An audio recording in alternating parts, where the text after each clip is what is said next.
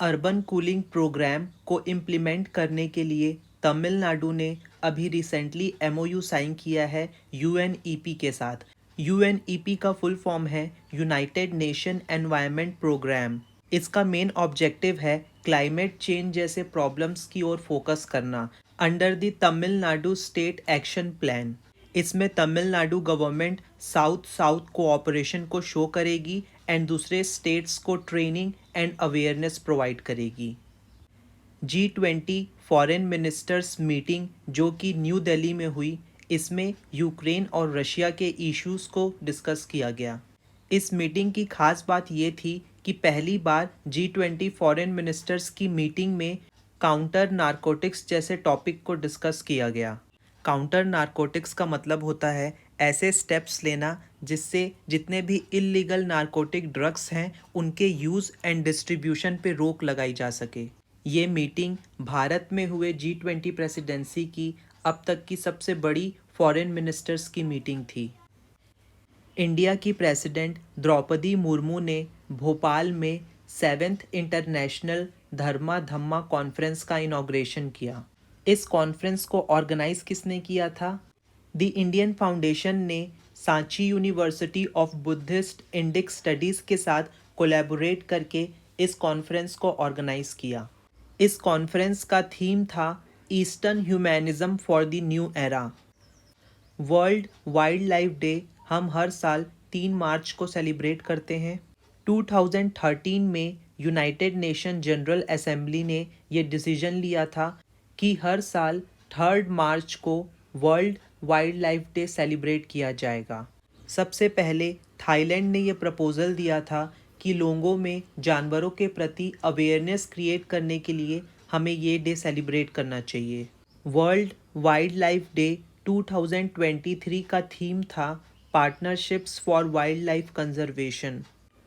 Supreme court ने 5 members की expert committee बनाई है एंड इस कमेटी को हेड करेंगे जस्टिस अभय मनोहर सापरे। इस कमेटी का मेन काम होगा इन्वेस्टिगेशन करना। ये कमेटी इन्वेस्टिगेट करेगी कि अगर कोई रेगुलेटरी फेलियर हुआ है जिसकी वजह से करोड़ों इन्वेस्टर्स के पैसे डूबे हैं, तो ये रेगुलेटरी फेलियर हुआ क्यों, इसके रीजंस क्या थे। इस कमेटी में farmer SBI chairman OP Bhatt, retired जज जेपी देवधर, बैंकर केवी कमाट, नंदन नीलकनी और सोमशेखर सुदर्शन जैसे लॉयर भी होंगे। ये हैं ओपी भट्ट जो फॉर्मर चेयरमैन थे एसबीआई के। ये हैं रिटायर्ड जज जेपी देवधर। ये हैं बैंकर केवी कमात।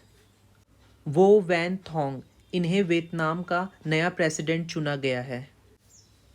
Union health and family welfare ministry को अभी रिसेंटली पोर्टर प्राइज से नवाजा गया है।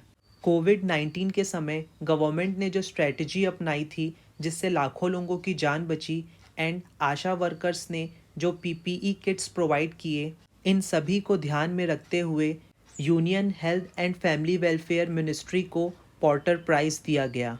पीपीई किट्स, इसका मतलब क्या है? पीपीई का फुल फॉर्म है पर्सनल प्रोटेक्टिव इक्विपमेंट। पीपीई एक प्रकार का प्रोटेक्टिव इक्विपमेंट होता है जो कि हेल्थ वर्कर्स को दिया जाता है ताकि वो खुद को हार्मफुल बैक्टीरिया एंड वायरसेस से बचा सकें। Raisina dialogue. Raisina dialogue India का जियोपॉलिटिकल इवेंट है जिसे ministry of external affairs observer research foundation के साथ कोलैबोरेट करके ऑर्गेनाइज करती है।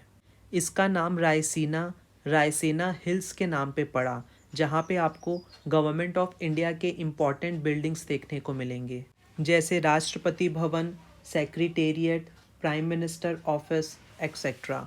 रायसीना डायलॉग 2023 का थीम था provocation, uncertainty, turbulence, light house in the Tempest.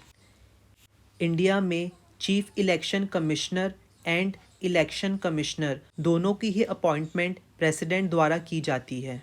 Chief election commissioner and election commissioner दोनों का ही टेन्योर या तो 6 साल तक होगा या फिर 65 ईयर्स ऑफ एज तक होगा। Chief election commissioner and election commissioner की salary and status supreme court के जजेस के बराबर होगी। सुप्रीम कोर्ट ने अभी रिसेंटली कहा है कि chief election commissioner and election commissioner की जो अपॉइंटमेंट है ये प्रेसिडेंट द्वारा की जाएगी एंड इस अपॉइंटमेंट को एक कमेटी के एडवाइस पे किया जाएगा। एंड इस कमेटी में कौन कौन होंगे? इस कमेटी में होंगे प्राइम मिनिस्टर, लोकसभा के leader of opposition and chief justice of India. ये डिसीजन कॉन्स्टिट्यूशनल बेंच ने दिया जिसे जस्टिस के.एम. जोसेफ हेड कर रहे थे। इन्होंने ये भी बात क्लियर की कि chief election commissioner and election commissioner की अपॉइंटमेंट इसी पैनल कमेटी के थ्रू होगी जब तक कि पार्लियामेंट में इससे रिलेटेड कोई नया लॉ नहीं बन जाता। ये हैं जस्टिस के.एम. जोसेफ। त्रिपुरा के chief minister doctor Manik Saha ने अपनी पोस्ट से रिज़ाइन कर दिया है। इन्होंने अपना रेजिग्नेशन लेटर त्रिपुरा के गवर्नर सत्यदेव नारायण आर्या को सबमिट की। डॉक्टर मानिक साहा त्रिपुरा के 11वें चीफ मिनिस्टर थे। सहस्त्र सीमा बल एक बॉर्डर गार्डिंग फोर्स है जिसका मेन काम होता है बॉर्डर की रक्षा करना। सहस्त्र सीमा बल के जवान आपको भूटान और नेपाल के बॉर्डर में देखने को मिलेंगे। भारत में total 7 central armed police forces हैं जिसमें से एक है सहस्त्र सीमा बल। ये सातों central armed police forces ministry of home affairs के अंडर काम करती हैं। सहस्त्र सीमा बल की स्थापना सीनो इंडियन वॉर 1962 के बाद की गई थी ताकि हम अपने बॉर्डर को स्ट्रेंथन एंड पावरफुल बना सकें। सीनो इंडियन वॉर को हम इंडो चाइना वॉर के नाम से भी जानते हैं। ये वॉर इंडिया एंड चाइना के बीच 1962 में हुई थी। सहस्त्र सीमा बल की स्थापना 1963 में हुई थी एंड इसका हेडक्वार्टर आपको न्यू दिल्ली में देखने को मिलेगा। सीनियर आईपीएस ऑफिसर रश्मि शुक्ला को डायरेक्टर जनरल ऑफ सहस्त्र सीमा बल अपॉइंट किया गया। IPS Rashmi Shukla currently central reserve police force की एडिशनल डायरेक्टर जनरल भी हैं। Recently power regulator CERC central electricity regulatory commission का चेयरमैन किसे बनाया गया है? तो इसके नए चेयरमैन बने हैं जिष्णु बरुआ। ये Assam power distribution company limited के चेयरमैन भी रह चुके हैं। CERC central electricity regulatory commission की स्थापना गवर्नमेंट ऑफ इंडिया ने 1998 में की थी। इसे कौन से एक्ट के अंडर बनाया गया था? इसे इलेक्ट्रिसिटी रेगुलेटरी कमीशन एक्ट 1998 के अंडर बनाया गया था। एशियन चेस फेडरेशन ने इंडियन ग्रैंड मास्टर डी गुगेश को player of the year award से ऑनर किया।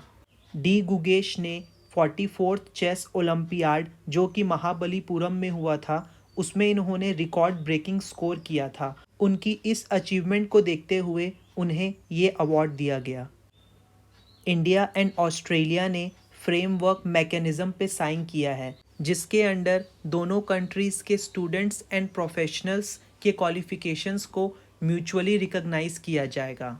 इससे होगा क्या? जैसे इंडिया के स्टूडेंट्स अगर ऑस्ट्रेलिया जाते हैं अपनी डिग्री लेकर तो उनकी डिग्री को वहाँ पे रिकॉग्नाइज़ किया जाएगा, मान्यता दी जाएगी। सिमिलरली ऑस्ट्रेलिया के केस में अगर वहाँ के स्टूडेंट्स एंड प्रोफेशनल्स इंडिया आते हैं वहाँ की डिग्री लेके तो उनकी डिग्री को भी भारत में मान्यता दी जाएगी। न्यू दिल्ली में इंडिया एंड ऑस्ट्रेलिया के बायलैटरल मीटिंग के बाद इस एग्रीमेंट पे साइन किया गया। इस बायलैटरल मीटिंग में 2 इम्पॉर्टेंट पर्सनैलिटी थे। पहले थे इंडिया के education minister Dharmendra Pradhan and Australia के education minister Jason Clare. Recently India के 4 हाई कोर्ट्स में 20 एडिशनल जजेस की पोजीशन को एलिवेट करके उन्हें परमानेंट जज बनाया गया। इसमें मद्रास हाई कोर्ट के 5 एडिशनल जज, बॉम्बे हाई कोर्ट के 4 एडिशनल जज, इलाहाबाद हाई कोर्ट के 10 एडिशनल जज एंड दिल्ली हाई कोर्ट के 1 एडिशनल जज, इन सभी की पोजीशन एलिवेट करके इन सभी को परमानेंट जज बनाया गया। GOV गेम्स के चौथे एडिशन को दुबई में स्टार्ट किया गया। इस इवेंट में इंडिया की तरफ से बिट्स पिलानी दुबई कैंपस के स्टूडेंट्स पार्टिसिपेट करेंगे। टाटा स्टील माइनिंग लिमिटेड ने अपने सारे ऑपरेशंस में कार्बन फुटप्रिंट कम करने के लिए एमओयू साइन किया गेल इंडिया लिमिटेड के साथ। कार्बन फुटप्रिंट का मतलब होता है कि कोई इंडिविजुअल या ऑर्गेनाइजेशन या फिर कम्युनिटी कितना कार्बन डाइऑक्साइड रिलीज करती है एटमॉस्फेयर में अपने काम के दौरान, इसे कार्बन फुटप्रिंट कहते हैं। इस एमओयू के अकॉर्डिंग टाटा स्टील के जो प्लांट्स हैं उड़ीसा के कटक डिस्ट्रिक्ट में, इन स्टील प्लांट्स को GAIL India limited natural gas provide करेगा एंड ये नेचुरल गैस एक पाइपलाइन के थ्रू प्रोवाइड की जाएगी। इन पाइपलाइंस में नेचुरल गैस को गुजरात से कटक भेजा जाएगा। आज के ही दिन 3 मार्च 1861 में रशियन एम्परर अलेक्जेंडर II ने इमेंसिपेशन मैनिफेस्टो इशू किया था, जिसके अकॉर्डिंग इन्होंने डिक्लेयर किया था कि ये जितने भी सर्फ्स हैं उनको फ्री कर देंगे। सर्फ्स वो लोग थे जिन्हें फोर्सफुली ज़मीनों पर काम करवाया जाता था। आज के ही दिन 3 मार्च 1918 में ट्रीटी ऑफ ब्रेस्ट लिटोवस्क साइन किया गया था। इस ट्रीटी को central powers and Soviet Russia के बीच साइन किया गया। इस ट्रीटी के बाद रशिया का जो पार्टिसिपेशन था वर्ल्ड वॉर फर्स्ट में वो ख़त्म हो गया। इस ट्रीटी को जिस जगह में साइन किया गया उस जगह का नाम था ब्रेस्ट लिटोवस्क, जो कि जर्मन कंट्रोल्ड एरिया था। आज के ही दिन 3 मार्च 1938 में दुनिया का सबसे फास्टेस्ट स्टीम लोकोमोटिव इंजन बना था, जिसकी स्पीड 100 माइल्स पर आवर की थी। स्टीम लोकोमोटिव एक प्रकार का इंजन होता है जिसे चलाने के लिए कोयला या फिर ऑयल की ज़रूरत होती है। कोयले एंड ऑयल के कंबशन से इस इंजन को ताकत मिलती है। इस लेक्चर की PDF आप इस टेलीग्राम चैनल पे डाउनलोड कर सकते हो।